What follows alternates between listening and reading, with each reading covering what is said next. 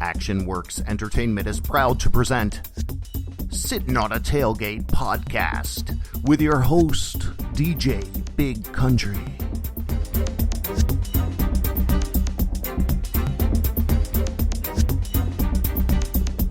Oh, say can you see by the dawn's early light what so proudly we hailed at the twilight's last gleaming,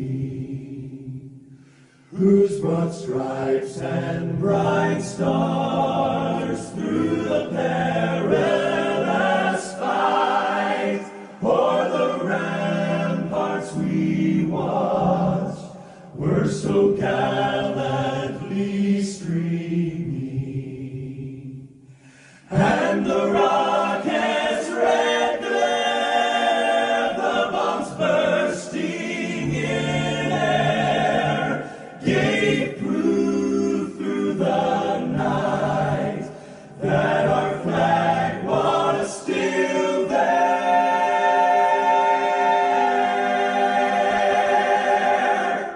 Oh, say does that star-spangled banner yet wave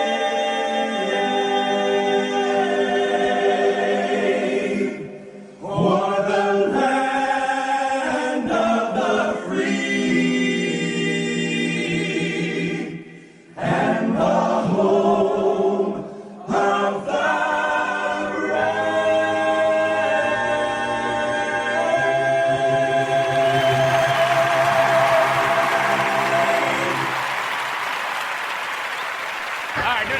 Get it crunk, Big Country. Oh, yeah, it's another Wednesday night right here. Sit on the tailgate. I'm your host, Big Country. WBCW, Florida Country Radio, hanging with you here on a Wednesday night. What's up, people? Just had to grab me some couple of quick cookies before I decided to do the show, and made me a biscuit with, what I have? I had ham and bologna, I think. I don't know. I think it was ham and turkey. Yeah, ham and turkey on it. So we had, that's what I had for dinner.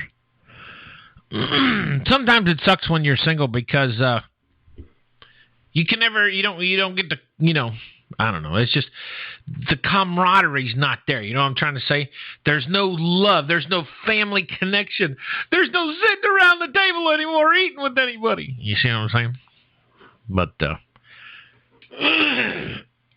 yeah, I ate that cookie. Now I got a frog in my throat.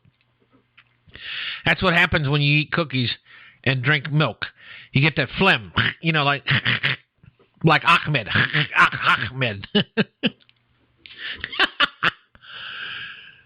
Oh, yeah. So, let's do some sharing here and tagging. Let's see what's going on. Spring breakers are taking over Central Florida ever since they've been kicked out of Panama City. They're all heading south. They're either going to Miami or they're going to right here in Daytona. Of course, I think they got a bunch of them that are been heading to down to whatchamacallit, Cocoa Beach area too. So, yeah, Panama. Well, and the funny thing about it is Panama City had announced that they have their business since this has happened. Since they banned, the reason they're leaving Panama City is because they banned drinking on the beaches. No more drinking on the beaches during spring break. So that basically just killed it right there. So now, excuse me, now they have to come someplace else. They're all coming to Daytona. It's one big vicious circle because Daytona Beach was the happening spot back in my day. We're talking about the late 80s, early 90s. That's when Daytona was happening. That's when my friends from school were, throwing vinyl and DJing on the beach side and stuff like that. So those were the days when spring break was spring break. And of course, a lot of the kids were doing stupid stuff. So, like jumping from balcony to balcony when they're drunk, and not making the balcony. Wonder how that worked for them. But so that's and they tried everything to stop it, and they even welded the doors shut on the balcony, and sometimes deadbolted them shut and everything else, and it just didn't work. So Daytona then said, okay, no more spring break. We ain't going to do it no more. So that put the kibosh on spring break right there. And so the spring breakers left there. And to tell you the truth, I'm surprised. It's more or less Daytona Beach. Daytona Beach is kind of funny like that, because I would say everybody that sits on the board of directors in Daytona Beach are all 55 and older. So that kind of gives you an idea what Daytona Beach has. It's more of a retirement community, I think. And they basically told the kids that they don't want them back there anymore, that they didn't want to deal with the problems and the hassle and stuff like that. So they said, okay, we'll go someplace else. And they did, and they started losing a ton of business. Well, I'm surprised that they haven't tried to kick out the bikers yet, because no offense to Daytona Beach. I love Daytona Beach. They're great. It's a great place to go to, hang out and go to the beach.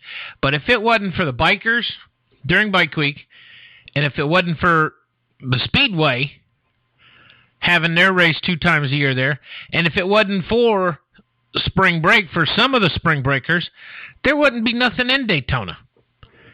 And they need to realize that, because with all them events, that's kind of keeping Daytona afloat, keeping them alive, because it just ain't happening.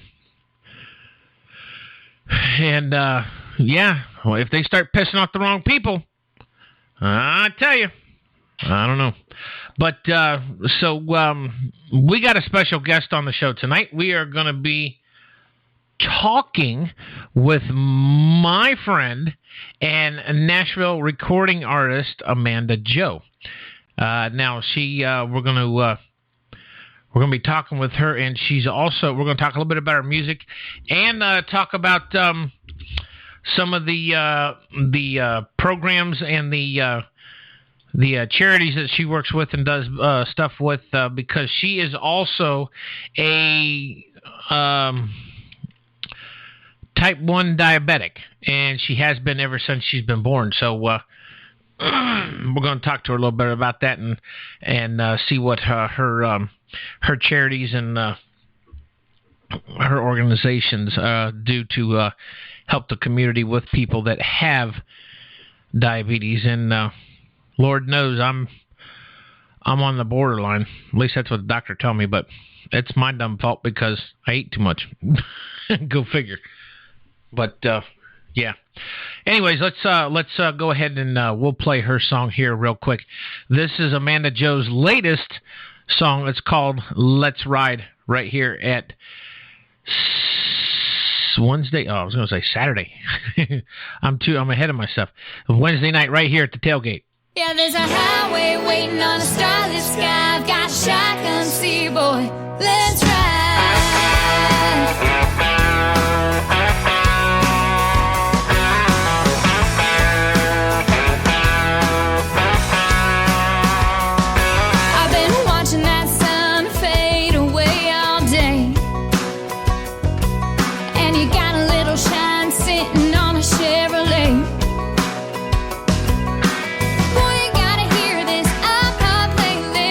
Pick me up, I wanna slide on in.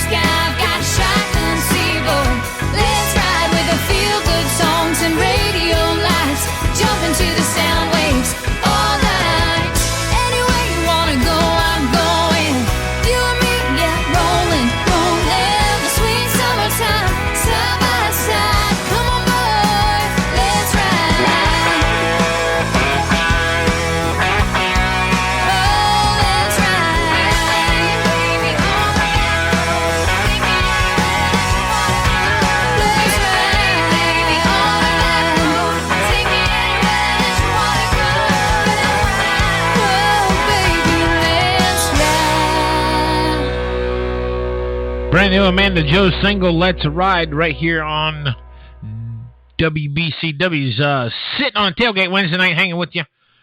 And it's nice and mild out tonight. It's not too hot, not too cold. It actually was cold Monday, but it's actually started to warm up as we have gone through the week. And, yeah, y'all are up north are getting another foot of snow. I can't believe that. In the end of March, let's see, January, February, March, yeah. End of March, y'all are getting snow up north, another foot of snow. And then here this weekend, during Easter weekend, it's supposed to storm. It's supposed to rain. I think we're supposed to get rain all 3 days, Friday, Saturday, and Sunday. So, unbelievable. I'm telling you. But, yeah. So, hey, if you want to check us out here at the station or go drop us a email or just say hi, you can send it to us at actionworksmusic@gmail.com. You can go check out our website. It's wbcwradio.com. There you'll find all of our shows, our Wednesday night show Sitting on a Tailgate, our Top 20 Countdown, our Saturday morning Sinkhole, and of course we have Big Country's Breakfast Diner in the morning during the week. But we're going to be changing up some things here in the next week or two and getting them revved up for the summertime. And so yeah, it's gonna be fun. It's gonna be all good. Hey, local people here in Orlando, if you're interested, Florida Country Radio and myself will be out at the Wildwood Off-Road Park. This is a brand new mud park, if you know what I'm talking about. I'm sure most of you that are countrified know about mud parks, but this is a brand new park off of 301 out in Wildwood, which is about an hour outside of Orlando, I'd say northwest. So we'll be out there on April 30th from 9 in the morning till 6 p.m., hanging out with you, playing some music, doing some interviews, maybe giving some prizes away. So if you want to come and check it out, that's going to be a soft opening for the park. The grand opening will be the following month in May. So matter of fact, Labor Day weekend. So keep up to date on those details. You can always check out our Facebook page at facebook.com/WBCW Radio. Our Twitter page, which is at FL Radio or FL Country Radio. Our Instagram is FL Country Radio. You can check us out on Google. You can find us on Google. We also have our Florida Country Radio YouTube channel now. You can check out videos of the artists and videos of our events and things like that out there on the YouTube. Hey, big shout out to Roadside Tavern. Thanks for having us this past Saturday night for Florida Country Nights out there at the Roadside Tavern in Port Orange. It was a good turnout. Did pretty good. Hope to see them back again soon and maybe have some more events out there. Yeah. It's gonna be all good, as they say. So let's see what else we got here. We got a lot of new music coming in too from different artists. Actually, we got some new artists and we got some old artists that's playing new music. Scott Brandt, he's got a brand new song out. Richard Lynch has got a brand new one out. Matt Ferris does too. We have a new artist, Jesse Lynn. The Darlings, we're going to be talking with them next Wednesday night. Is it next Wednesday night? No, I'm sorry. The following Wednesday. Next Wednesday night is Deuce Hewlett. The Darlings, we'll be talking to them in 2 weeks. And Sawdust Rose has a new song out, too. So there's a lot of new songs that are coming out. Donica Knight, we're going to be talking with her next Tuesday morning on the Big Country Diner. We're going to be talking with her and seeing what's going on with her music and see what she's up to. That'll be next Tuesday morning right here on the Breakfast Club at 10 a.m. Eastern. So you don't want to miss out on that. Make sure you definitely check that out. But let's see what we got here. I hope everybody's doing good. Let's see what we got here. Let's do this right here and this right here. IJKL. Doo-doo. There. Let's doo-doo. Is that? Yep, that's it. Let's throw this on here real quick. Here's a song by one of our artists, Lori Lynn. It's called Wasn't Thinking. Check it out.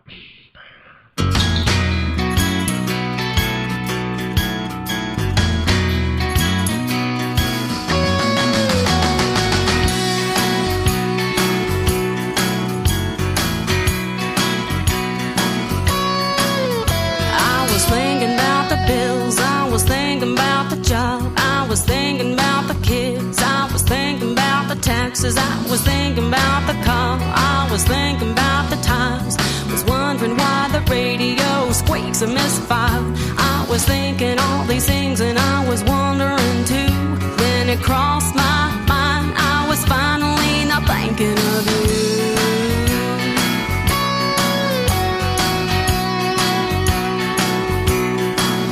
Some days they can be lonely and some days it can be sad when you're sitting all alone in your underpants watching cable TV with the radio on, a bottle of gin and you can't find your phone. What was I thinking? I wasn't thinking too much and I finally wasn't thinking of you.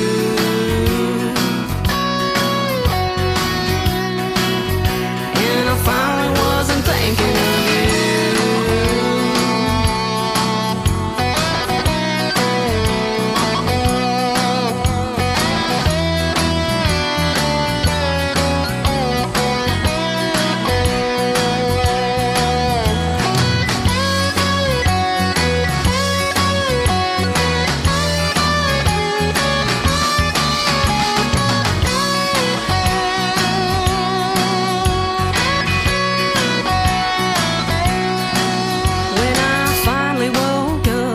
middle of my dream. I was thinking about the way that some people scream in the middle of the night when you're holding them tight and you can't figure out what's wrong or what's right. What was I thinking? I wasn't thinking too much and I finally wasn't thinking of you.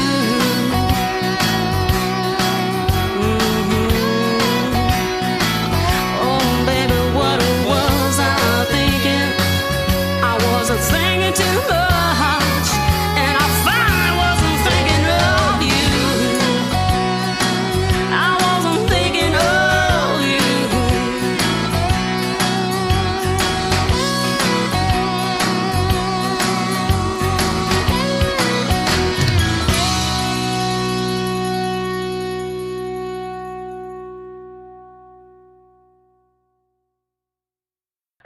WBCW Florida Country Radio right here, sitting on the tailgate, hanging with you, and we got a special guest. Hello, Miss Amanda Joe. How are you? I'm doing good. How are you doing today? I'm fair to middling, as they say down here in the South. So we just got done playing your latest song, Let's Ride. Tell us a little bit about the song and what gave you the inspiration to write it. The reason we wrote Let's Ride was we were working on my album, Worth a Memory, writing songs for it. And the whole album is full of songs that were really a huge impact on my life. I lost my dad 10 years ago in an accident, drunk driving accident. He was hit by a drunk driver. And so there's lots of songs on the album about that and about family and about life and loss and all these really serious songs. And I said, you know what, we better put something fun on this album or everyone's just going to need a box of tissues to go along with it. Right. And so we wrote Let's Ride, and the idea came from the fact that I usually try to find someone else to drive. Because I'm usually, hey, I'll play the radio. I'm really good at that. You're the car DJ, right? The radio DJ? I'm really good at working the car radio. I got that down pat. So how long have you been doing music now? I started getting on stages when I was about 5 years old, and I just fell in love with performing and music, and started out singing classical music as a kid and Broadway. I actually started out doing Broadway musical theater stuff, and then found out I'm a terrible dancer, and I can't. I've got 2 left feet. It doesn't even begin to describe it. So switched to classical music, and was actually hired by the Minnesota Opera Company when I was 11 to work with them for a while. And that's what I was going to do. I was going to go to New York and be on the Metropolitan Opera. And then I heard Leanne Rimes sing Blue, and I was captivated and hooked. And I said, that's what I want to do. And I've been in love with country music ever since. Well, there's got to be, I kind of find it hard to believe there's got to be a little bit of history there with the country music somewhere, because you can't just tell me that you here's somebody that's got a background in opera singing, and then all of a sudden you heard Leanne Rimes singing. But I'm sure you've listened to country music even before that time. It's just, I guess Leanne just kind of just sealed the deal when it came to you wanting to do country music, right? I grew up in my house listening to a lot of like Motown and the Eagles and things of that nature, right, and yeah. listened to a ton of country music growing up, because my parents always said the only thing we can agree on is Motown and sports, so that's what we listened to. So that was the peacemaker in our house. But I heard it here and there. And a friend of mine who lived across the street from me growing up was a big country music fan, so she always had it playing, and I didn't really give it any thought. I didn't really grow up around it, but when Leanne Rimes came on the scene, and she was so young at the time, and I was young as well, and there's something about the way she sang and her voice and the honesty in it and the story in it and the realness of it that I just fell in love with, and I thought, hey, I could do that. Right. And I immersed myself in it, much to the surprise of my family. There was you want to do what? Now, where's home at? Because I think you've recently moved to Nashville here, haven't you? Yes, I live in Nashville, and I've been in Nashville for about 3 years now. Where are you originally from? The backwoods? I grew up in small town Minnesota, a small town called Farmington. Farmington. I know where Farmington is. That's way up there. That's almost close to Canada. Oh, yeah, you betcha, don't you know? Yeah, I heard that little bit of Canadian accent in that voice there. It comes out every once in a while. It sneaks out. That's yeah, it's cold up there right now. Believe it or not, we're looking at the end of March. It's January, February, March. It's the end of March down here. Here in Florida, it's been in the 80s now. It's shooting for the 90s, and they're still getting another foot of snow up north right now. What's up with that? Oh yeah, I would say Minnesota is a great place to live for about 5 months out of the year. But it usually starts snowing about November and doesn't quit until about April. And then if the El Nino comes through, then it probably goes until about, what, May or June? I think it did a few years back. My aunt came to Nashville to visit, and it might have been May. It was April or May, and she said, yeah, we're still getting snow right now. Yeah. Now, what instruments do you play? Do you just play the guitar? I play the guitar. I do play a little piano, and I always tease that I'm an excellent kazoo player, but I don't play that a kazoo as much as I should. I can play a juice harp. You know what a juice harp is?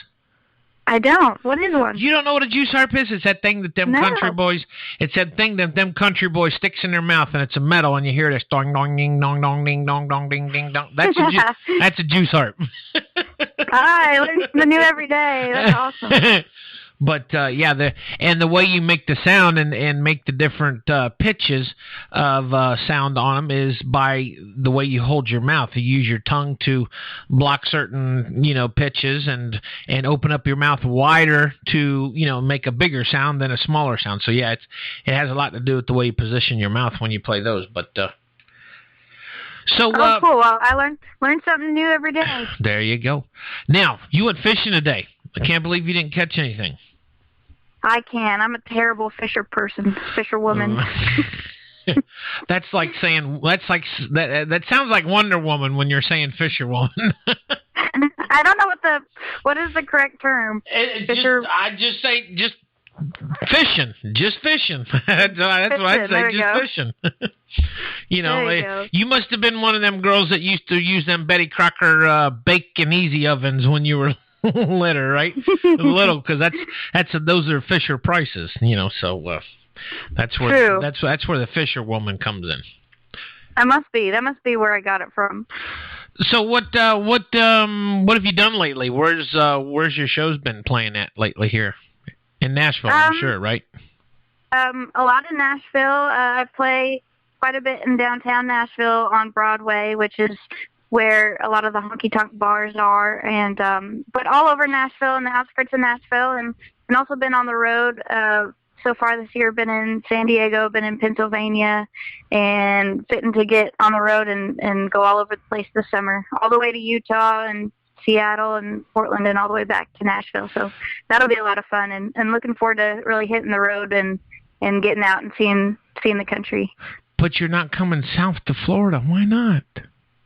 Well, my plan is to wait till about January when I can't stand the cold in Nashville anymore. Well, you didn't come down this year, so what was your excuse this past year? Well, believe it or not, this year in January, I was in Pennsylvania, which, by the way, if you're going to go to Pennsylvania, beautiful, beautiful place. Don't go in January. And I was in Hershey, Pennsylvania when that big snowstorm hit, first one this year, and I got stuck there with 30 inches of snow. Wow. And yeah, there's a bunch of y'all that were stuck. It was terrible. I barely made it back in time to Nashville to make my flight to San Diego, and I was not going to miss the trip to San Diego. Get me out of this snow. Give me some sunshine. Now, what? Let's see. You've been doing music for a while. Who's your most inspirational artist that you've ever heard sing before? I mean, it can be country, it can be hip hop. Who inspires you the most to do what you do? Definitely was inspired by Leanne Rimes to get into country music, and I definitely credit her for me being here today. And I think she might have one of the most beautiful voices I've ever heard. I love her. I also really, really love Carrie Underwood, and I think she's amazing.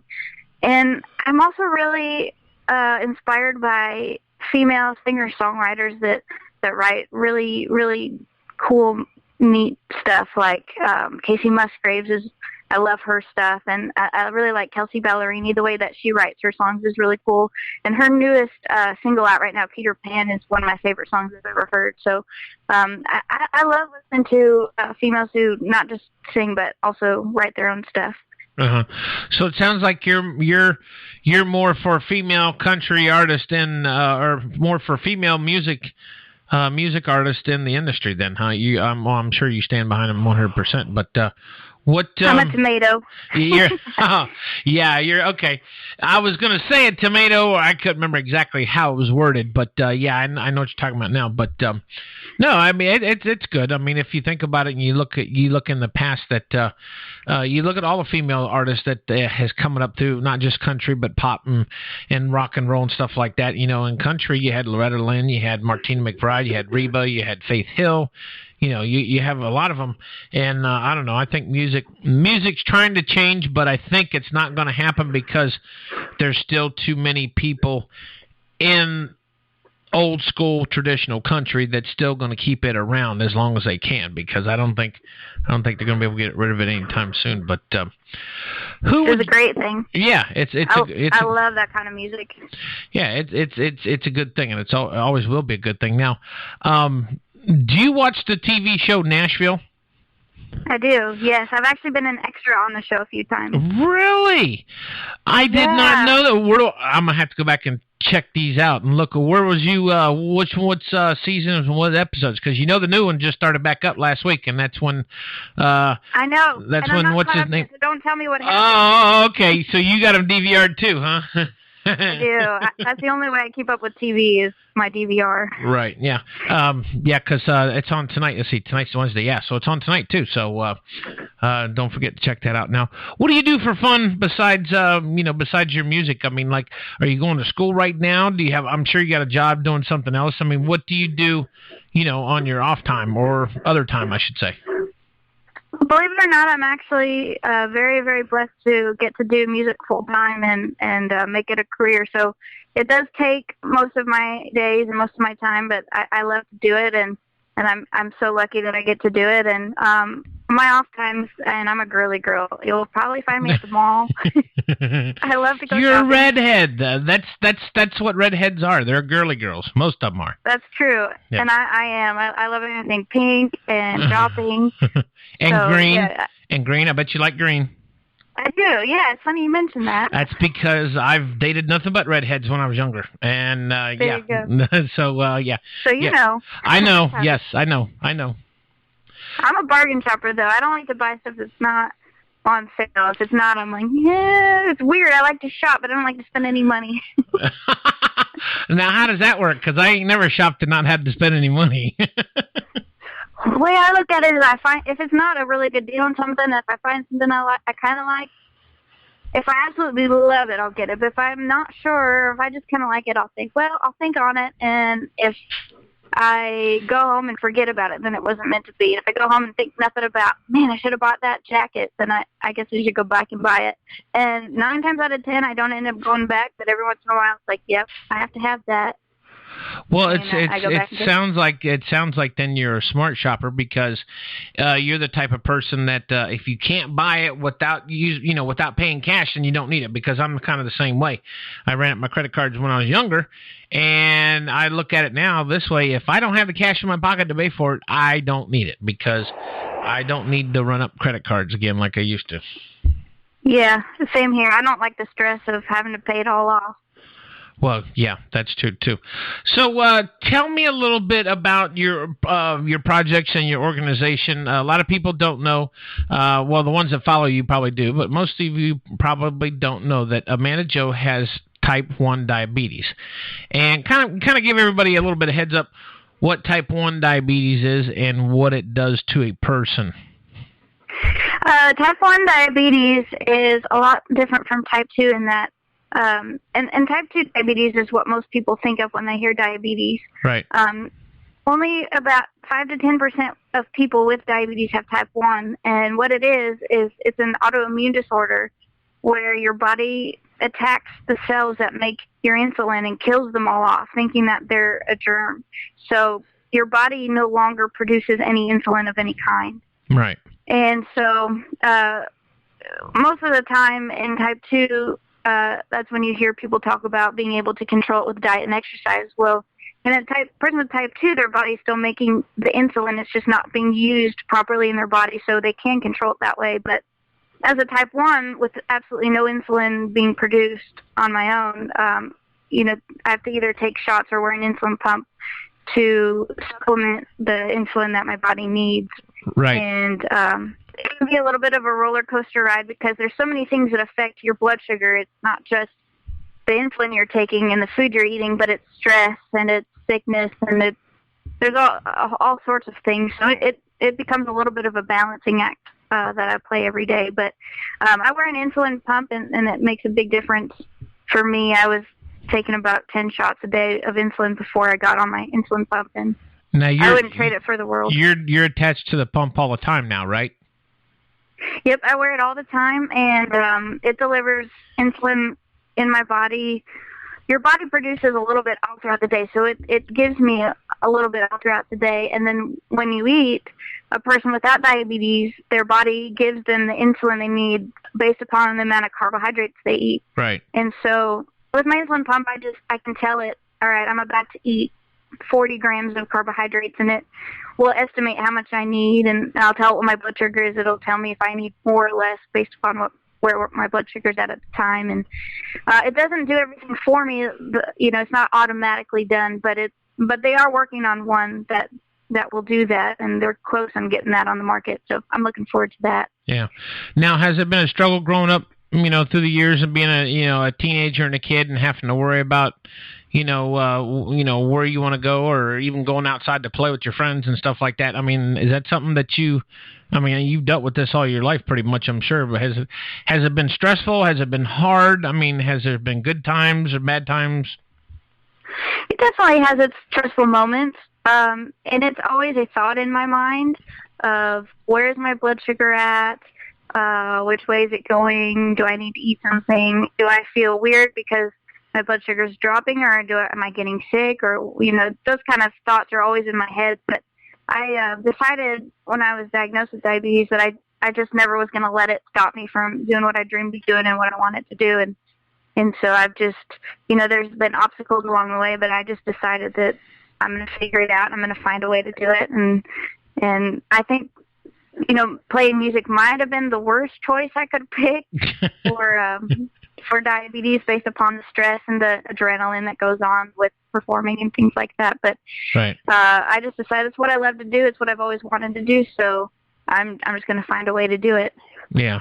Well, don't let it kill yourself, that's for sure, because, I know the stresses of Nashville. I mean, Nashville alone is stressful, but I guess Pumpware Incorporated did a write-up on you and did an article about you. Now, Pumpware Incorporated, I guess, is the company that sponsors your insulin pump? They don't. They make bands that you wear, different, like they make different shorts and different bands that you can wear to put your insulin pump in to make it easier to wear. Right, okay. And they sponsored me in that way and given me some pump bands, and they've been great. They were wonderful to work with. So they kind of like give you a fanny pack, or a GQ bag for your insulin pump to make you stylish and give you all that bling bling. Is that right? Pretty much. Oh yeah, and it makes it a lot easier to wear with dresses and things like that. Because if you're wearing jeans, you can just it's about the size of an old school pager, so it's easy to clip on a pair of jeans. But if you're wearing a dress, it's you get to the point, what can I do with this thing? Wow, an old school pager. I remember seeing one here been a few years ago, but I didn't think they gotten that small yet. So yeah, an old school pager really ain't very much big. It's about the size of a credit card, but I mean, but thicker. Yeah, that's amazing how small they've gotten over the years. So yeah, they're definitely, and they've got new ones out right now that are touch screen and all sorts of stuff. So they've really come a long way. I also wear another device called a Dexcom, and what it is it's a continuous glucose monitor. So you wear a sensor. Mm-hmm. Similar to your insulin pump, and you have a receiver that's about the size of an old iPod, but thinner. Right, yeah. About as long as one, and it reads your blood sugar every 5 minutes and the direction that it's going. Uh-huh. So it starts alarming you when you go outside of your ranges, mm-hmm. and it alarms you if you start climbing too fast or dropping too fast. And that is a huge help to me, especially when I'm on stage and I don't have time to turn around, prick my finger, and don't necessarily want to do that in front of everybody. And right. I just have to hit, click a button and I can see where I'm at and make sure that, I keep juice or something up there with me. So if I'm dropping, I can take a drink of juice and then go on with the show and never have to worry about it. Right. Now, have you ever been in that situation to where being up there on stage and singing and, feel like you're getting ready to bottom out because of your insulin not working right, or your blood sugar spiking or dropping or whatever? Have you ever been in that situation in front of people before? I have. It's uncommon for me to. I usually have the opposite happen to me. I'm more prone to have my blood sugar go higher when I'm playing because adrenaline hits me, and when adrenaline hits me, it makes your blood sugar spike up. But yeah. But I'm so careful about watching where it's at before I start and where I'm at, so that I already know if I'm going to have trouble. I already know kind of that it's going to happen before it happens, if that makes sense. And so I'm prepared for it. Right. I've dropped a few times on stage, but never where I had to stop playing, and never that it was so bad that I didn't see it coming, right? Or couldn't fix it. Now, what does your machine do for you if it sees a spike in insulin? Because I know it kicks in. It gives you insulin when your sugar's low, or it warns you when your sugar's low so you can get something to drink. But what happens when your sugar's high? What does it do for you? Right now, it doesn't do anything. It just warns me, and then I have to tell my insulin pump to give me more insulin to cover it. Oh, okay. So right now, it's not a perfect system where it all works together, where it automatically does what it's supposed to do. Right.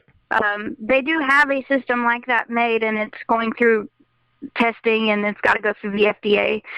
So that will be coming in, the upcoming years, which is really exciting in diabetes. And I'm looking forward to that day because it takes a lot of the mental stress of thinking about where you're at out of it. Right. Will automatically do it. But right now it doesn't do that, so I'm stuck kind of being the brains of the operation. But having those kind of tools to be able to help me catch where I'm at and make those fine-tune adjustments quicker makes it a lot easier. Yeah. Now, what do you work with any organizations or charities that does work with diabetes patients? Yes, I've worked with several. I was contacted by the ACE Foundation, which is the American Association of Clinical Endocrinologists, about a year ago now, and the past president, Dr. Harrell, had written a song called Needle Free, and they were looking for somebody to sing it. They were going to use it as kind of a promotion for their research that they're doing, because another one of their colleagues had just been approved for stage 3 testing for a cure over in Europe. And so they wanted to promote this research that they're doing. And so they contacted me through Twitter, actually, and I said, yeah, I'd love to do it. Please send me the song so I can hear it. And I listened to the initial version of the song and thought that they had a really, really cool idea, but it wasn't musically yet what they were trying to accomplish. Right. The initial song was kind of dark and minor feeling, and I thought, well, I feel like this song should be more cheery and more happy and more "We Are the World" type thing. And so at this point, I didn't really know what to do because I didn't really want to make these really, really smart doctors mad that had to cure for my disease. So I thought, well, this is either going to go really well or really terribly. But I said, hey, I've got some ideas. Are you open? And thankfully they were. So we sat down and kind of made some adjustments and rewrote the song and went into the studio with Adam Lasher, who was just on American Idol this year, right. Also a type 1, and we recorded Needle Free, and they've been promoting the song all around the world for their research to not only find a device that will automatically do all these things like we were talking about, but an actual cure where they can give you stem cells or whatever it is, and your body goes back to normal. Right. And they think they're getting really close, so that's really exciting. That'd be cool. Now, where did you go to college? Where did you go to college? I went to college at UNLV. University of Law. We might have a problem. Yep. It's ironic because every time during football season and whatnot, I played in North Carolina. I'm a FSU fan. I can't stand the Gators, and I was born in Ohio, so I got to be a Buckeye. So I'm kind of like a mixture of everything. So I understand. I was raised in Minnesota, so I'm a Minnesota sports fan, number one for everything. But you went to UNLV. What made you decide to pick UNLV? My family moved to Las Vegas when I was a sophomore in high school. My dad got a job out there. So I graduated high school in Las Vegas, and went to there's a performing arts high school there, which was a really cool experience. And then I was given a really great scholarship to UNLV, and I couldn't turn it down. So it wasn't necessarily my first choice in schools, but it was. Yeah, but if it's free, take it. Exactly. I think I ended up having to pay about $1,000 a year to go, and it doesn't get much better than that unless it's free. Right. So. Yeah. I knew at that point in my life that I didn't want to be 18 years old and be $20,000 a year in debt. Yeah. Now, having music background, have you ever performed any opera since you've been doing music? I mean, I know you're in country now, but I mean, do you still perform? Do you miss performing opera? It is a really fun and very different type of performing. It's kind of a combination of theater, and it is a version of theater actually, and it was a really cool experience to do that. But I do love the ability to play songs that I've written and I've been a part of writing, and I've gotten to write with some of the best songwriters in Nashville, which I feel so blessed to have been just in the rooms with them, and I've learned so much from them about writing. And the ability to tell my own stories is become really important to me. If you get a chance to hook up with Johnny Beaufort, tell him his buddy from Orlando Big Country said hi. I will. Yeah, I will. yeah. Me and Johnny and his girlfriend, fiance Janelle Wheeler. We've kind of known each other for the last 5-6 years because we've been bouncing around the music industry. And he's, I remember him when he won the Colgate Country Showdown back in the day. I think this was like 2005 or 6 or something like that. So, yeah, I've kind of watched his career go skyrocket. And of course, when he wrote the #1 song for Lee Brice. Back in 2009, I think, or something like that. But yeah, and of course they live up there in Nashville now. So and he's been writing songs up there in Nashville. He's a great songwriter. So. But, yeah, well, hey, if you talk to him, tell him I'd love to write a song with him sometime. I will. I'll definitely pass that along and let him know. So, what you got plans coming up here in the next couple of months? What's your shows looking like? I actually took a little bit of a mini vacation this week, but heading back to Nashville and have a show tomorrow night at Scully's Saloon. And then actually Saturday, we are playing at a diabetes benefit for JDRF, which is the Juvenile Diabetes Research Foundation. Mm-hmm. And so I'm really excited about that. And then I think we start hitting the road starting in June, and we'll be heading all over the place. I can't keep track of my own calendar. I never know where I'm going to be. Hey, I love that. Don't feel bad. I'm the only one that has built this radio station, doing the promotion, doing the DJing, doing the music playing. So, yeah, trust me, I know how you feel. I'm a one-man band here when it comes to this stuff. Every now and then I'd like to have some help, but, you got to do what you got to do. So you said you're heading back into Nashville. You took a mini vacation. Are you at home now in Minnesota, or are you just still in Nashville, just kind of laying low? I'm actually out in East Tennessee, over in Sevierville, Gatlinburg area. Gatlinburg. I used to go snow skiing in Gatlinburg a lot. Let me tell you how long ago it's been since I've been to Gatlinburg. Now, if you've been to Gatlinburg recently, you can picture it's been built up. Oh, my God, just all over the place. When I went there, this is back in the 80s. The only thing in downtown Gatlinburg was one strip mall, a hotel where we stayed at, and the ski resort right there on the mountain. That was it. There was nothing else in Gatlinburg. Oh, my goodness. So that tells you how old I am. Even though I'm not in my 50s yet. So, yeah, it was back in, when was it? Late 80s. I think 87. Yeah, 87, because we used to go to snow skiing there in Gatlinburg.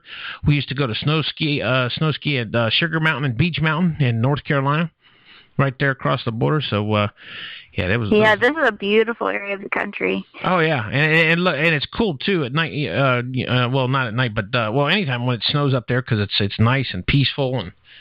It's just, I don't know why. I still haven't figured out to this day why I decided to come back here home to Florida when I got done with college up there. I should have stayed in North Carolina, but for some reason it drew me back to Florida. I don't know why, but I don't know. Well, it sounds like you're due a visit. Yes, I've never been to Nashville either, believe it or not. Well, then you're definitely due a visit for Nashville. I have never been to Well, then you need to come down here. If I got to come to Nashville, you need to come down here and hang out at the beach. Hey, you never have to twist my arm to have me go hang out at the beach. I am so there. Then come on, jump in What kind of car you got? Don't tell me you drive a Prius. What do you drive? No, I have a Honda Element. Oh, okay, all right. Well, that's it looks like a big box. Yeah, I was gonna say that looks like a big box, but yeah, jump on in and come on down. Hey, Daytona. Yeah, Daytona's about 30 minutes outside of Orlando, so. Yeah, I got another friend that you might know that our executive producer, Jessica Andrews, that works for us here. She's in Nashville. I'm sure you know Jessica. We are Facebook friends, but I don't know if I've ever actually met her in person. Well, yeah, she knows a lot of people on Facebook just by Facebook, but she's all over Nashville. She does she's got a little spot on here that she does. It's called the Down Low on Music Row. So she's got all the ins and outs of what goes on in Nashville and stuff like that. So I'm sure I've got a lot of artists here on the station that, has probably crossed paths with you and you with them and them with her and everybody else. So yeah, You'd be. It's funny when you get into this business that you see how many people actually cross paths, and you never even had any idea that they were doing that, but. Absolutely. Nashville's a big, small town. A big, small town, yeah. Now, let me ask you a question. Do you feel that moving to Nashville helped you with your music, or do you think it was, you could have stayed in Minnesota? Because, I get mixed reactions from different artists. They said yes or they said no. I don't know. A lot of people think that Nashville is just there for networking. It's not really, it's got great artists and great writers, but Texas seems to be doing pretty good with all their singers out there. It sure does. I'll tell you, for me, moving to Nashville was the best decision I made for my music. Uh-huh. For a couple of reasons. I was actually living out. I graduated and was in Vegas, and then I moved to San Diego, which, by the way, I love that place. A great city, and but there wasn't the opportunities there to do music full time. And there's too many earthquakes. Yes. We had a big one on Easter. It scared me enough that I'm out of here. Yes, you wouldn't catch me dead in California. I'm sorry, nothing against California. You just wouldn't catch me dead. And I don't see why they got all the Hollywood stars out in Hollywood, California, because California is going to fall off the face of the earth one of these days. Well, I do have a special place in my heart for San Diego. I do love that city, but there wasn't the opportunity to do what I do there. And moving to Nashville, not only have I been able to do music full time since I moved out to Nashville, but I've been around some of the best writers I've ever met, some of the best singers I've ever met, guitar players, all musicians, and I have learned so much from being around the best of the best, and I've been inspired by them. So I love being in a city where I get to learn from people that have been doing it and know and they're so inspiring. So I definitely think it was the best thing I ever did. Right. Now, let's see. I'm trying to think of something else. Oh, one more question for you. If you had any chance to play with somebody on stage, whether it be past, present, or future, who would it be? Oh, that's such a hard question because there's so many. Well, then start naming them. I love Leanne Rimes just because, like I said, since she's the reason I'm doing country music today. And I don't know how you don't say Taylor Swift. She's got the biggest audience of anybody in music, and she's a very smart, creative person. And if there's anybody that I could sit down with for a day and pick their brain, no question in my mind, I would pick Taylor Swift and say, "How do you do what you do?" So she'd be somebody that I would just absolutely love to learn from. I see. Okay, Taylor Swift's all right. I like her, but I just some of the things that she. Whether you like her music or you don't like her music, the way that she has navigated music and the music business. Oh yeah, I agree. She's one heck of a she's one heck of an. I think she's more of a professional on the back end of the music now, as far as doing entertainment work and producing and directing and stuff like that. As far as an artist, I think she was more of an artist when she was younger than as she's getting older because she knows the ins and outs now. I think she does a lot better on the backside. Plus, she's still making some good music here and there and stuff like that. But yeah, she's all right. I just, I like her music. I just don't. I don't know. I'm just not into Taylor Swift. No offense, but. Oh, I don't get offended. She'd just be somebody I would love to learn from. Plus, the ability to get on stage with her in a huge arena like that, it would just be fun to be, and she puts on such a big production. And who else does, who I'd love to perform with, is Garth Brooks. Now, him I get up on stage with.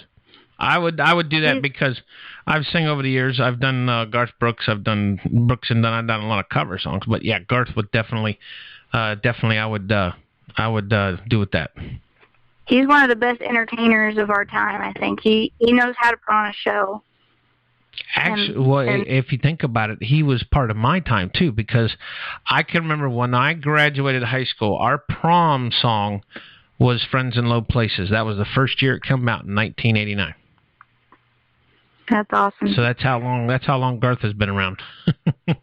And he's been able to stay relevant in music for such a long stretch of time. Well, yeah. And that's not easy to do. No, it's not. And plus the fact that he had his show out in Vegas too. You know, he did that for how many years? I think it was a couple years, wasn't it? I think so. Yeah.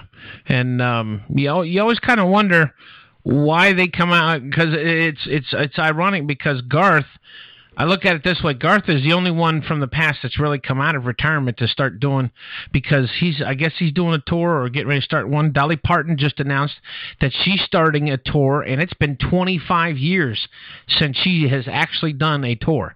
She's getting ready to go back. Love Dolly. Yeah, she's getting ready to go back out on the road. And then, of course, her sister, Stella, she's a sweetheart. I got a chance to talk to her a few years ago, briefly, but I love her to death, and we got her new song, Mountain Songbird, which is a great song. But, yeah, it's all good. Tell everybody where they can find you, where they can find your music, how they can get your music, how they can get in touch with you, all that good stuff. The easiest way to do it is just to go straight to my website. It's www.amandajoecountry.com, amandajoecountry.com. And you can find links to my iTunes and my album Worth of Memory. You can find my Twitter and my Facebook, Instagram, all that good stuff, all my social media. And yes, please come up, say hi, hit me up on Twitter, Facebook, all that good stuff. I'd love to talk to you. Well, I'll definitely get Jessica. Now, wait a minute. You're going to be in. What are you playing at Nashville again here in the next week or two? I'll be at Scully's Saloon tomorrow night, which is in Old Hickory. Okay, Jessica, you're paying attention. She'll be at Scully's tomorrow night, so we gotta go out and see her and say hi to her. Yeah, come say hi. She's the little short redhead that'll be up on stage singing. So that's me. That's a good description. But hey, good luck with the diabetes program and the foundations that you work with. I know it's not easy, but I know you can do it. I don't think you have a care in the world. I know how redheads are. They're determined on anything. Let me tell you. But yeah, I think you got great attitude and you got a great, life ahead of you. And I don't see any problems or any worries that you need to worry about. But Miss Amanda Jo, I thank you very much for hanging with us tonight on the show and talking with us. Yeah, thanks so much for having me. You're very welcome. And we will talk to you soon, okay? Sounds wonderful. I appreciate you having me. Thanks, dear. We'll talk to you later. Okay, sounds good. Bye-bye. Bye. Miss Amanda Jo, she's such a sweetheart. And, with her having to deal with what she's dealing with her type 1 diabetes, the article that they had written about her on a company called Pumpware Incorporated. They did an article on her about her country singing and being a type 1 diabetic, and she's strapped to them, pumps all the time, 24/7, and I give her props, man. She's tougher than I would be, because I don't know if I could handle it. To tell you the truth, but I guess you got to do what you got to do in life if you want to be if you want to beat all odds and be determined and not let anybody slow you down. So yeah, so let me throw this one in here. Let's see what we're gonna do here next. There we go. This one here, let's throw in. Oh, y'all's noticed that we've been flipping, flopping, and shifting and moving things around here at the station. We got new some of the newer logos that are going up on some of the pages, and we're changing things. The website, we're going to get ready to work up again and redo it and all that good stuff. So, yeah, so 9 o'clock right here at Sitting on the Tailgate. Hang tight. We'll be back 1 second.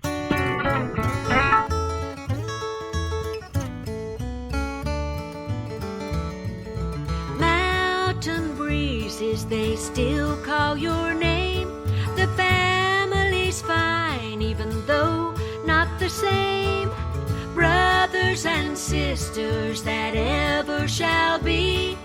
Leaves in the wind from our family tree. Mountain songbird, our hearts felt the pain. The day that you left us for fortune and fame.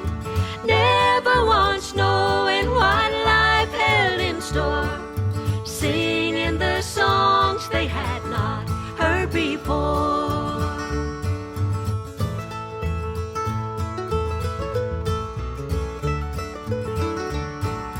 You flew so high that we feared you would fall. The world is so big, you're so fragile and small. Bright lights of TV and big movie screens. Mountain songbird, live in your dreams. Mountain songbird, our hearts felt the pain. The day that you left us for fortune and fame. Never once knowing what life held in store. Singing the songs they had not heard before.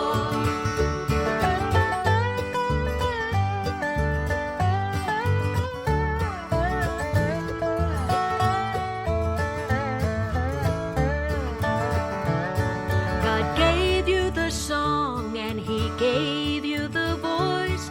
You conquered the world and at home we rejoiced. Mountain songbird, He's shown us He cares. He kept you safe on your wings and our prayers. Mountain songbird, our hearts felt the pain. The day that you left us for fortune and fame. Never once knowing what life held in store. Singing the songs they had not heard before. Singing the songs they had not heard before.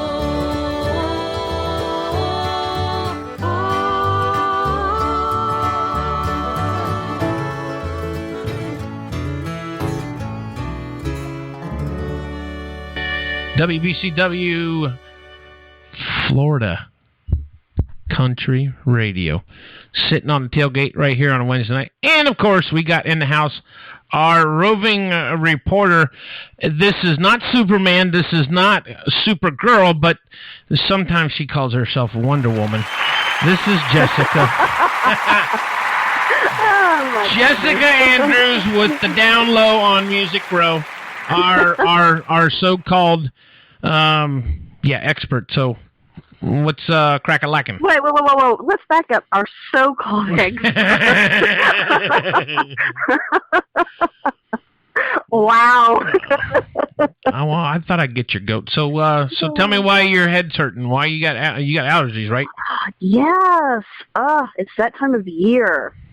And I woke up with a headache. Well, actually, I woke up with a headache like at 2 o'clock this morning, and it lasted pretty much all day. So it's been a kind of weird day. I've been lazy, but, it's been one of those days. But it's better now that I'm talking to you. Mm-hmm. That's what they all say. Yeah. Whatever.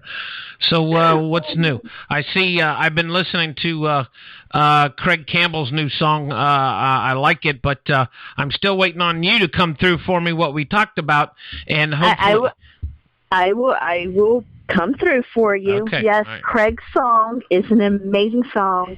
Outskirts of Heaven, let me tell you. I mean, I've probably already mentioned it, but I heard him a few weeks ago sing the song at the listening room, and it is phenomenal. Mm-hmm. He woke up early one morning, I think he said maybe 1 o'clock or something like that in the morning, and he started writing the song, and, about heaven and what he hopes that it's like, and he was thinking about his family, his kids, and all that, and the song just came together. And let me tell you, this song will go number one for Craig Campbell. This will be his first number one song. I predict it right now. I thought his song Fish went number one back when it first came out. No. It was in the top. I think it was at least in the top 10. on the I chart. think the only song that he's had to hit the top 10 was "Keep Them Kisses Coming."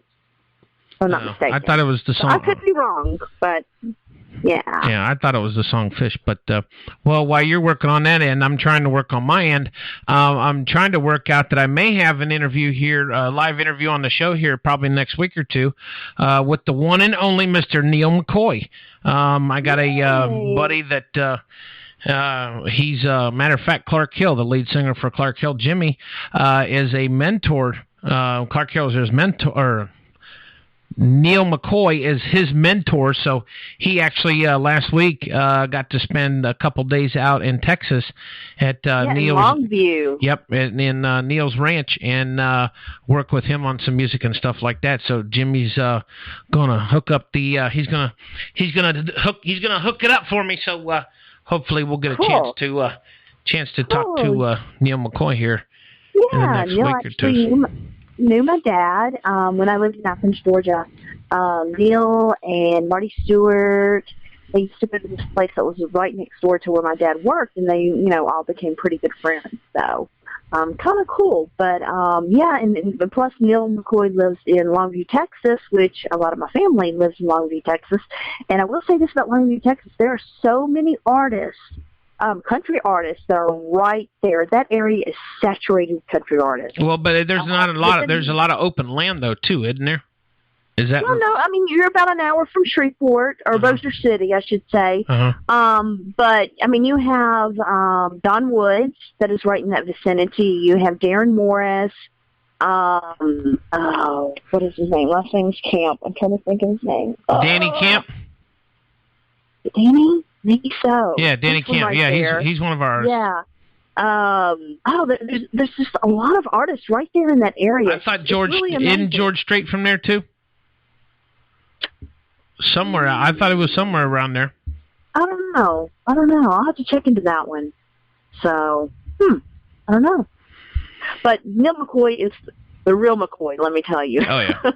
I have to say that. I remember the days when he had longer hair than Blake Shelton did. Yes. And I love how he does every day the Pledge of Allegiance and all that, on his Facebook page. If you're not following him on his Facebook page, do so. He really, truly supports our country, and he does a lot of different things in that area. He is such a great guy.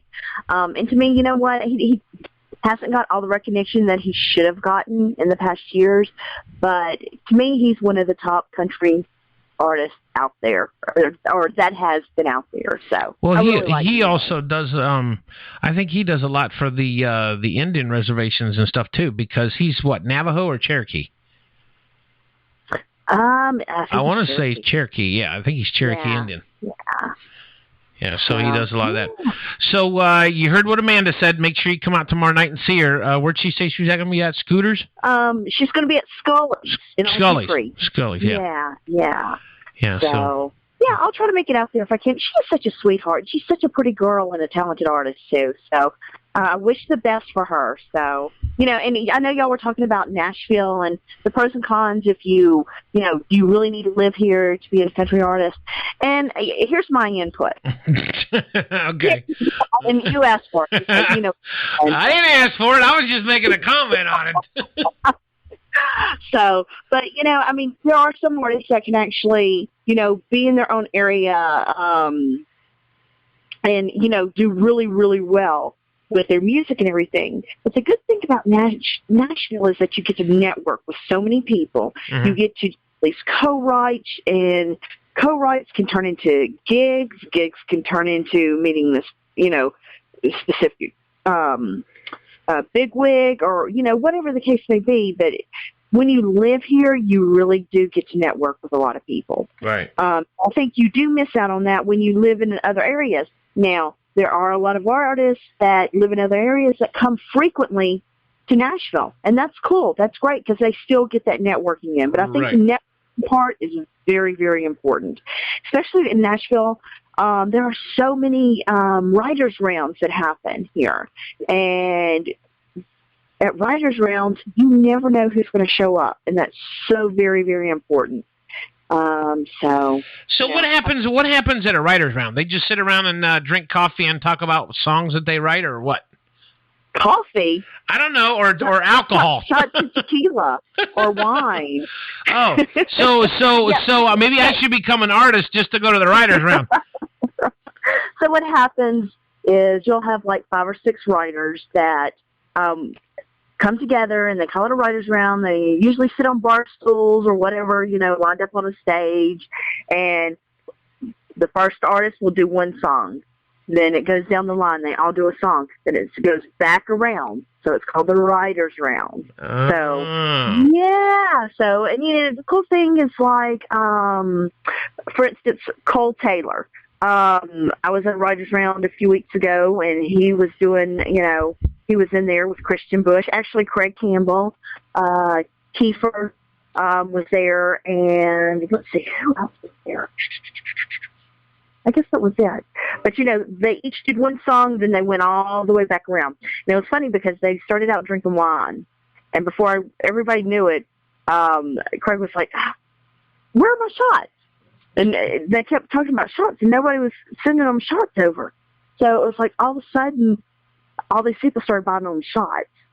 And they probably had 8-10 shots each at that point. It was really funny. But they sit there and play songs. It's really funny. So these writer rounds are not necessarily just for the artists. They're open to the public too, right? Oh, absolutely, absolutely. The public comes. You get to sit down. You get to, and that's a cool thing because writers get to meet writers. Right. And the artists are there. It's just really cool. It's really cool. And it's usually in a quaint, atmosphere. It's really laid back. It's nothing, where you're jamming out because it's acoustic. Right. The artist, a guitar, and they're just doing their thing. But what I was saying about Cole Taylor, he wrote the song, and sorry, I don't remember the name of the song off the top of my head, but I know it was Luke Bryan's song and Karen Fairchild from Little Big Town, that the song they recently did. Right. And it had just hit #1 when I saw him. And Cole Taylor's a name you definitely need to look out for. No, I'd tell you somebody to look out for is Cam. Right, but he's going to get signed to a label too. I like Cam. I like Cam. I think she's a cutie patootie, especially with. She looks like little orphan Annie with blonde hair, and just adorable because. She was on Stephen Colbert last night, and I was watching her, and she sang. Was it Stephen Colbert? No, wasn't Stephen Colbert. She was on The View the other day with the girls, and she did her song "Burning House," and I think she's a tootie. Of course, Steve in the chat room, he'd probably tell you that. I think everything's cute, but that's everybody loves Cleo. She is sweetheart. She's a cutie. She is. She's adorable. But I like her. So, what's going on in Nashville this weekend? Oh, you're rushing me. Dang. Okay, well, go ahead. Take your time. All I got to tell you is Nashville comes on at 10 o'clock, so. Y'all heard that Nashville's more important than Jessica. Yes, okay. Because we want to know what's going on with Raylan, or not Raylan, but Deacon Claiborne and Raina James, and of course, What's-Her-Face comes back this tonight. Hayden Panettiere. Who does she play? Oh, shoot. Dadgummit. See, now, if I wasn't thinking about it, let's see, Raina, Deacon, Julie, something. What the hell? It starts with an H, right? I don't know. Jeez. But, she comes back on the show tonight, so. Yeah, see, I missed it last week. I didn't get to watch it. But, that's when they had the big wedding, Yeah, because I was downtown Nashville. That was your own fault. Yeah, but hey, I had a great time. Let me tell you, this was one of the best events I've ever been to. And, of course, it was with Chris Christopherson, the Life and Songs tribute to Chris Christopherson. Jesus, I tell you. Get this all tongue-tied. But anyhow, it was phenomenal. All these artists, there was Reba, there was Leanne Womack, Jennifer Nettles. And let me tell you, Jennifer Nettles stole the show. I want to know why she blew it out of the water. It was freaking phenomenal. You know what? The only thing I worry about her, though, is she looks like she's damn anorexic, because when I first knew her with Sugarland, she had some meat on her. Now she's like all skin and bones. What's going on with her? Well, I think sometimes when you're in the industry, you get so caught up in work that you don't eat properly. And I'm not saying, she's not eating properly, but well, she did get pregnant. That's why she. I think sometimes it just happens naturally, so. Well, if it does, I wish it would happen to me. Absolutely. Well, me too. Hello. Listen, lady, I got 100 pounds on you. I got to lose. So. She looked absolutely stunning, and she did. She blew it away, and everybody was standing up, cheering, clapping. But I have to say that I got emotional when I saw my buddy Willie. Oh, when he started singing, I literally got choked up. I literally had tears in my eyes. People say that he's not going to die the right way because he won't be able to lay flat because he'll be vertically correct and probably smoking a joint, and he'll be so fermented that the ground will just deteriorate when they try to bury him. I guess we'll just have to lean him up against the jukebox. I know, right? So, and of course there was Roseanne Cash. Let's see, who else was there? Oh, Emmylou Harris. And Lady A was there. Let's see, I'm trying to recall who else was there. Shooter Jennings was there. He did really good. Actually, Shooter Jennings, Chris Christopherson, Willie Nelson, and I believe Jamie Johnson did Highwayman. Oh my God! That was another highlight. Here's my thought. Phenomenal. Here's my thought. Jamie Johnson and Chris Stapleton need to hook up together and do an album. Because let me tell you, Chris Stapleton to today's music is like what Jamie Johnson was to back 5-6 years ago. Yeah. And with them two doing an album together, I think it would. I think it would blow a lot of them out of the water. But they do a lot together. They do. You've been babysitting dogs too long. Oh my gosh! And another one I didn't see. I've never seen this artist perform before. Hank Williams Jr.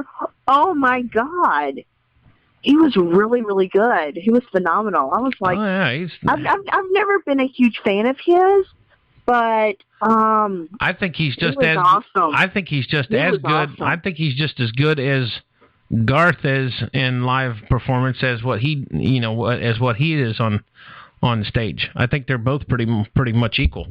But have you seen? I was pretty impressed. And Hank Williams Jr. when I was you graduated the same year. Oh God, I just said I was your age. But yes, dear. Williams Jr. But I'm supposed to be 29.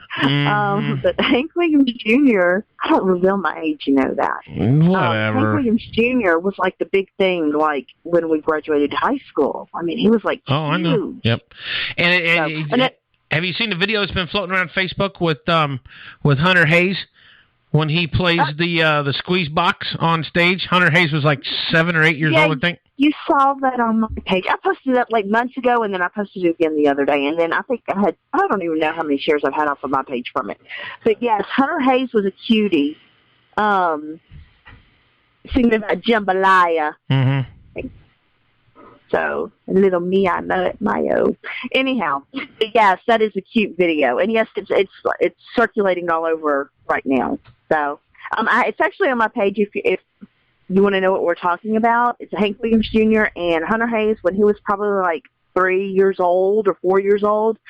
He actually performed with Hank Williams Jr. on stage, and it is the darnest cutest thing. It really, really is. So, but yes. So it's on my page. You'll have to scroll through a bunch of stuff because I post so much stuff every day. Yes, and any younger folks that are listening, if you want to know what a mullet is, just go to that video and you'll see a lot of them. Hey, do you have any pictures of you with a mullet? No. Hell, that's a big hell no. No, I did not like the mullet thing. Even in the 80s, I did not like the mullet. My thing in the high school was I had hair that I could comb over, and my hair was always parted and slicked up like Elvis Presley. Oh, you had a comb over? Yeah, I had a comb over. Yep, but I looked like Elvis Presley when I combed my hair, and and then let's see. I didn't start shaving my head until I got out of college. So, because when my hair gets too long, it curls, and I can't stand that. Mom likes it, but I can't stand it. I don't like curly hair. But any more word on that thing that you're supposed to be working on? I can't release the lineup just yet, but I will let you know. I kind of gave you a little insight to it, but I know I did. It's pretty. It's going to be a pretty big festival. It will be held in Nashville in July, and we have the venue. I am one of the organizers of this, so you'll be hearing me talk about it a good bit. Why are they deciding to do it before CMA Fest? Are they doing it right before CMA Fest?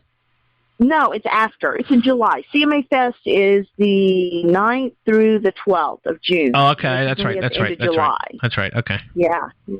So I can't say everybody's going to be there. I know Shooter Jennings is going to be there. And there's some other big names that we're working on. So it's going to be pretty cool. I'm so ecstatic about it. Because, I got a phone call and they wanted me to help them with organizing. So it's 3 of us that are working on it. And I'm just thrilled. It's going to be a blast. But guess whose birthday it is today? Elvis Presley. No. Shooter Jennings. No, the one and only. Steve Milford. Today's Steve's birthday. Oh, no, wait a minute. Sarah says it's her birthday. Sexy Eyes himself, Brett Eldridge.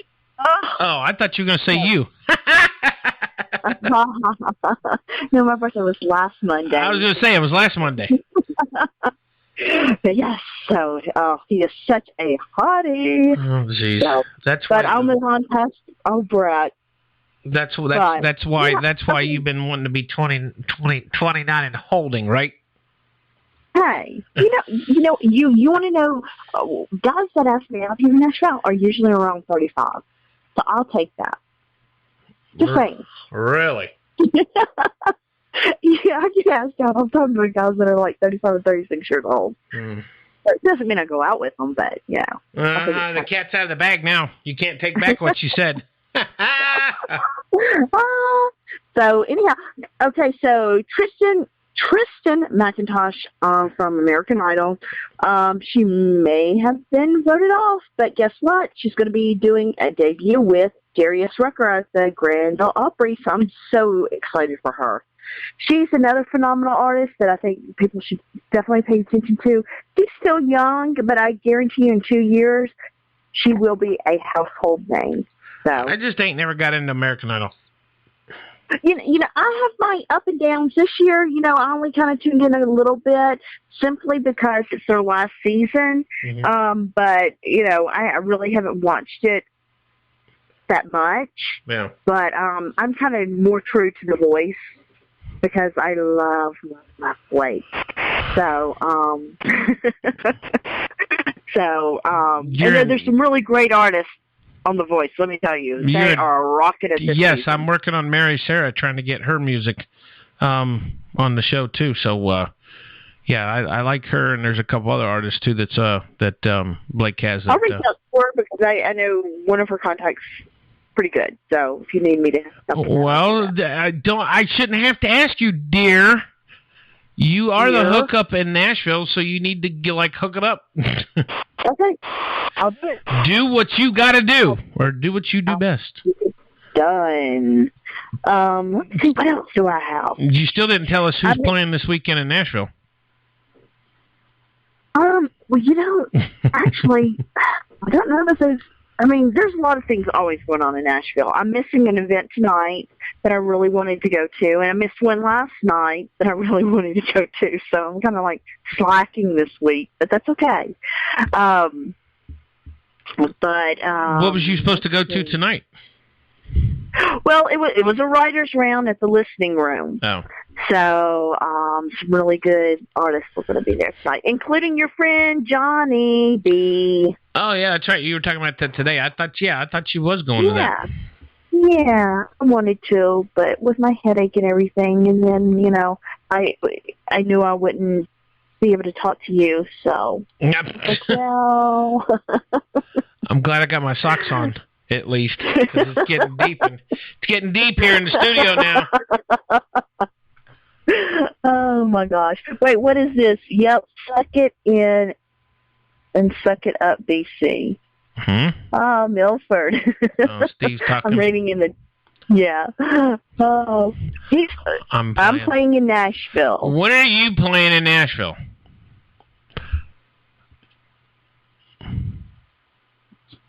He's probably had. It'll take a little bit for a little delay. So, my buddy Vic, the comic that I always talk about. Sometimes it's on the show. He has now changed up his venue and music a little bit. He doesn't do music. He's a country comedian, so he's on the road comedian all the time. But he likes to barbecue now, so he's actually got he's entered in a couple of barbecue contests and conventions. So he actually has won now. So he has his barbecue pitmasters certification. And today he asked me. He says, "You want to go on a road trip?" I says, "Where are we going?" He said, "We're going to Memphis." I said, Memphis? Well, but I got obligations I got to do down here, so I couldn't go with him. But he was going. Trust me. I can't. Get somebody to take care of your cat. But, that's the only obligation you got right now. No. Get your mom to take care of your cat. No, I got kids too. I have to deal with and stuff like that. Oh, but, okay, that's true. Yeah, but no, he.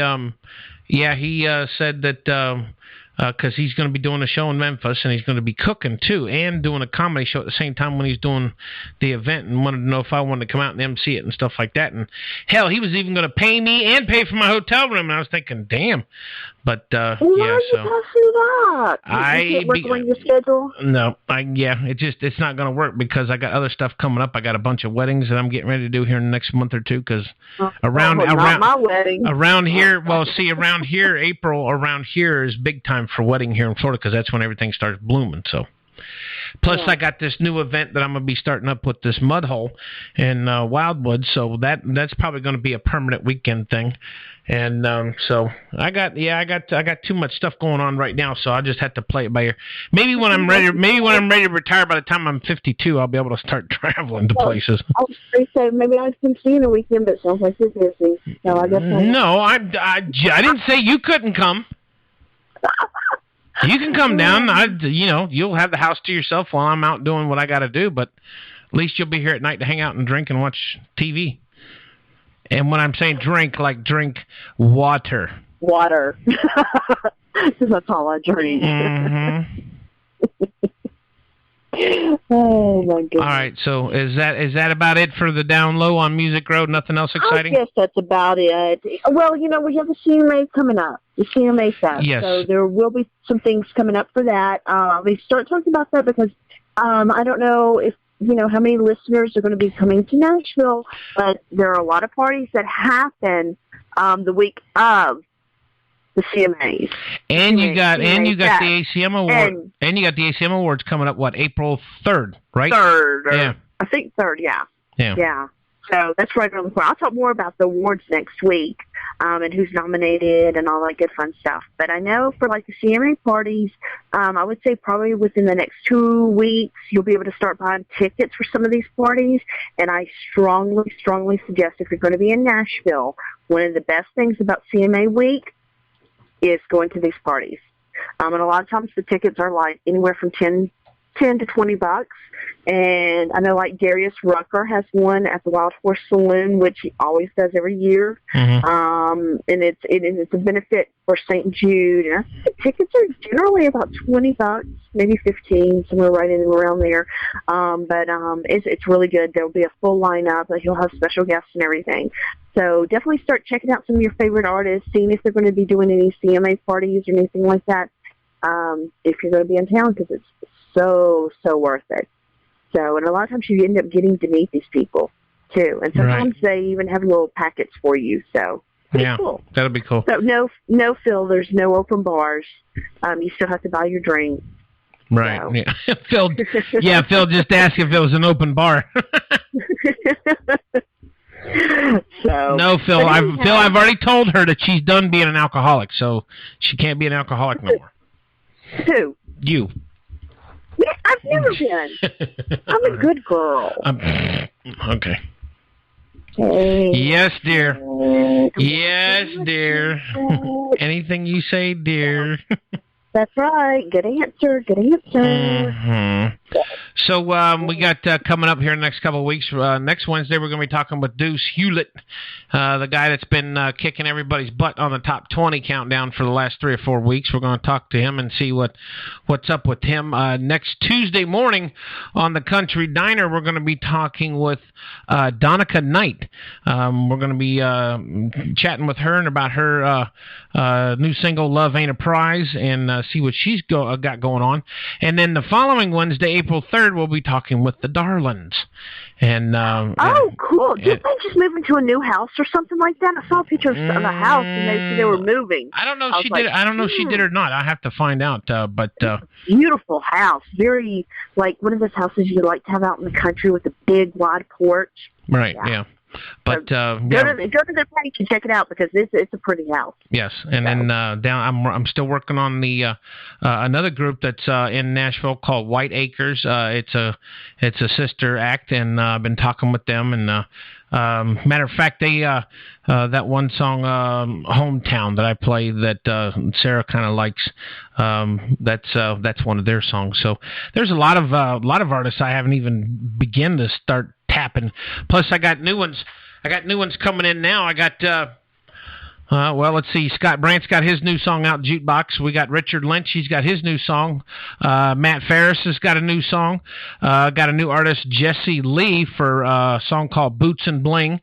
That's a brand new one that's out now. We got the Darlings has got a new song out called Crush, and then our favorite here at the station, Sawdust Road, has got a new one out called Moonshine River. I don't remember exactly, but and I'm still getting them in as we're going, so that's a good thing. So, all right. And Mr.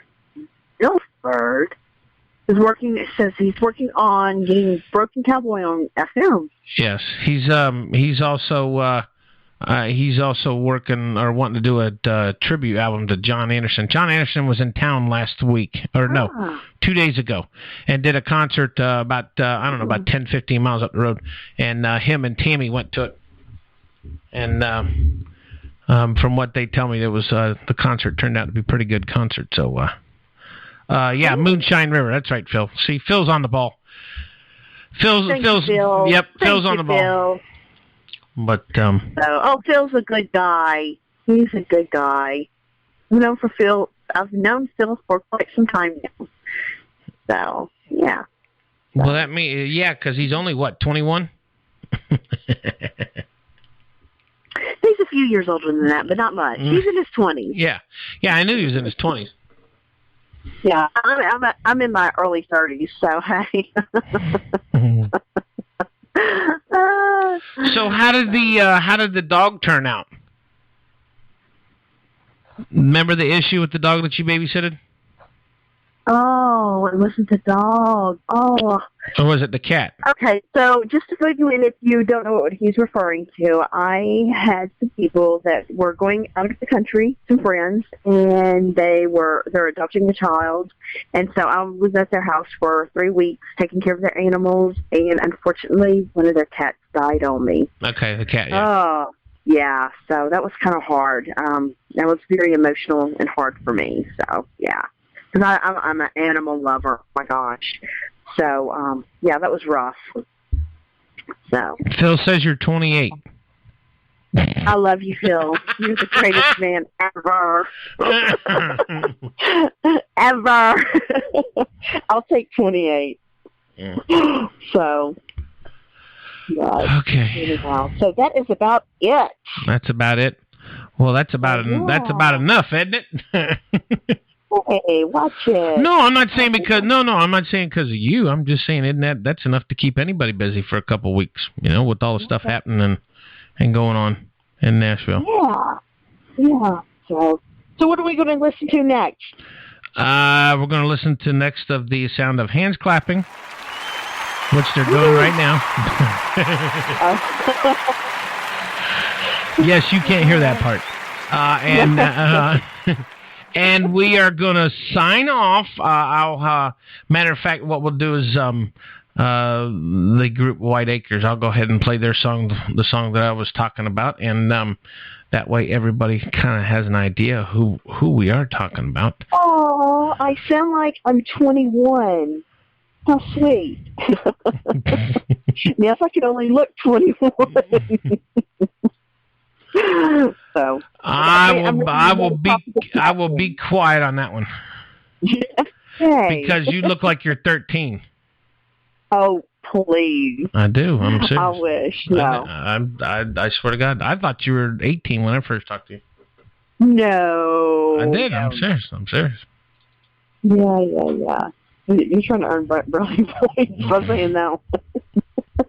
Burn points? Yeah, I'm trying to get myself burnt. Yeah.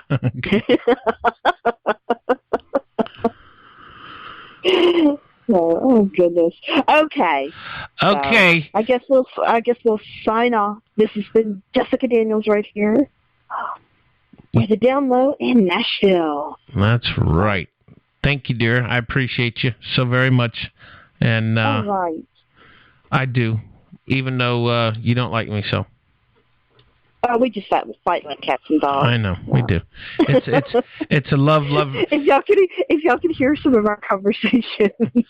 Why in the hell do I look 56, Steve? Oh, he don't look 56. Maybe 54. Whatever. You don't even look in your 50s. I had a girl tell me the other day I look like I was 35, and I'm thinking, oh my God, you're such a sweetheart. Don't you love it when people say things like that? I know. And I think she was being serious, too, because she didn't act like she was playing dumb. I think she actually thought I was 35, and I'm thinking, yeah. That's a good thing. It'd be nice to be 35 again, because then my body wouldn't hurt half the time when I wake up in the mornings and have to take my Geritol. Hey, some of these 30-year-olds don't even know what we're talking about because they haven't even experienced that yet. I know. It hit me at 40. I kid you not. It hit me at 40, and I gained almost 80 pounds. I've pretty much taken all of it just about off, but I need to get down probably another 50 pounds. Oh, I don't even want to talk about weight. I could start walking at night again. So, but it's springtime, so that's a good thing. I usually... And they're getting snow up north. Huh? And they're getting snow up north. Well, they are up north, but not here in Tennessee. Well, you're not far from Nebraska. Nebraska is expecting a foot of snow tonight. No. And aren't you guys getting storms coming through there either today or tomorrow? Tomorrow we're supposed to have some really rough weather. That's where the snow's coming from. Very rough weather. So you'll have a bunch of winds. You'll have a bunch of snow right behind it. So, no, I don't want snow. So I'm ready for it to warm up. Oh my goodness. I'm a warm weather girl. I've already told you what to do about that. The door is always open down here. The door is always open down here. Yes, I'm a beach girl. I love the beach. Mm-hmm. So. And you're but 4 or 5 hours from a beach up there. I'm a lot further from Florida. So. Okay, I just was asked this question, so you're going to have to answer this because I can't get it out of you. No. Steve wants to know when you're going to come on air. Oh, I didn't see him ask that. Right here it says when Jessica on. Okay, so what? You want me to have my own show? I've been telling you that, but you won't listen. I know. There's a lot of people. I get a lot of messages. When are you going to do your own show again? When are you, So, we'll see. We'll see. We've been discussing it a little bit, so. Yes, very little. Like, hi, bye, how are you? Okay. That's about Avoid the question, no. Yeah, that's pretty much what she's been trying to do. That is not true. Oh, what's this? Sarah. Steve, you got it out no, for Steve, BC tonight. No. Steve's just being ornery because he probably just came back. His dad's in the hospital, and he probably just came back from seeing his dad, so he's in one of them funky chicken moods. I'm so sorry. So, no, I don't know when I'm going to hit the air again, so we've been discussing it the last couple of days, so we'll see. We shall see. Mm-hmm. So I do miss it. I do miss being on the air. And that's what Sarah said today.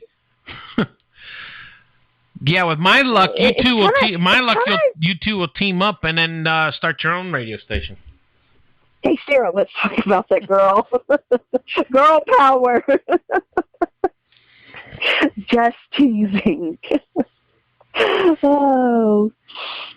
But, yeah, so I guess that's pretty much it. So, but yes, Steve, we are talking about it, and we'll see what we can do about that. So, and I'm so sorry about your dad. So, thoughts and prayers go out to you and him. So. Okay, well. Okay. Thank you again. I know you got Nashville coming on. Let's get rid of Jessica. Oh, we still got 15 minutes, so we're good. But thanks for... no, I'd never get rid of you, so... Yeah. I wouldn't. Yeah, there's a few times you would like, oh my God, we're just going to kick her to the curb. Oh my God. No, not yet. It takes a lot to get me aggravated. No, I've seen you get aggravated at me before. 3 weeks ago. Oh, yeah. I wouldn't know. I was not aggravated. Oh, yes, you were. No, I wasn't. Trust me. That was not aggravated. That was just, that was... Do I need to resend the comments? That was a heated argument. It wasn't aggravated. Oh, well, that's even worse. Oh, goodness. So, okay, yeah, so I guess that is it for me for the evening. Okay, well, get back on your phone, turn on the radio, and you can hear the song that I was talking about. Okay, sounds good. All righty. Y'all have a great night, and I will talk to you next Wednesday night. All righty. Thank you, my dear. All righty. All right. Bye. Bye.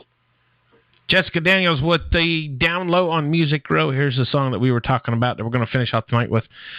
It's from a group called White Acres. This song is called Hometown right here. Check it out.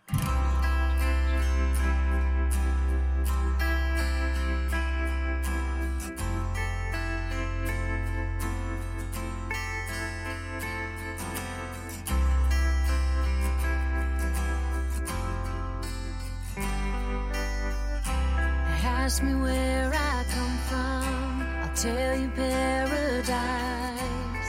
Behind the waters and clear blue skies. Here it's mostly sunny, with a chance of rain. We don't mind the showers or the hurricanes. If you're a local, you don't care. You can't find this anywhere. I love this town, my sweet hometown, where we live on the water, raise our babies in the sand. I love this town, my small hometown. Here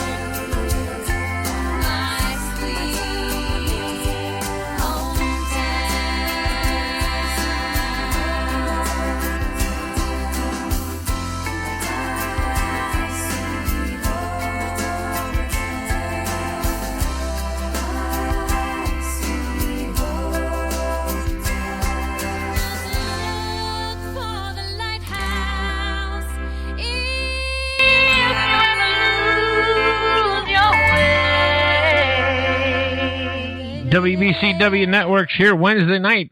Sitting on a tailgate. That was Hometown by White Acres.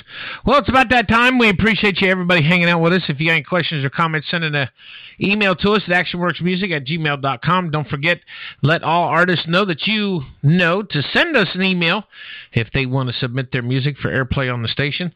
You can hit us up also at our website, wbcwradio.com. Facebook page is Facebook//WBCW Radio. Our Twitter and Instagram page are the same. It's at FL Country Radio, or also can be found on Google. So you can check us out there. And where else? I think that's we're pretty much all over. Oh, we're on Reverb Nation, so we're pretty much all over the place. But thanks to everybody in the chat room hanging out with us. Don't forget to check us out. Let's see, today's Thursday, Friday and Saturday show looks good so far. Haven't figured out what the plan is for it yet, but we're working on it as we speak. And we should hear the Top 20 Countdown will resume here in the next week or two. I promise. We're getting new music in, so we're going to be adding new music and getting it together. I just got a message from Amanda saying that the show sounds great, so I guess she's still listening. So and thanks to Amanda Joe for being on our show tonight and talking with us and hanging out with us. She's a great person. Amanda, Jessica said she'll try to look you up tomorrow night when you're at out tomorrow night for your gig. So until then, check us out on WBCWradio.com.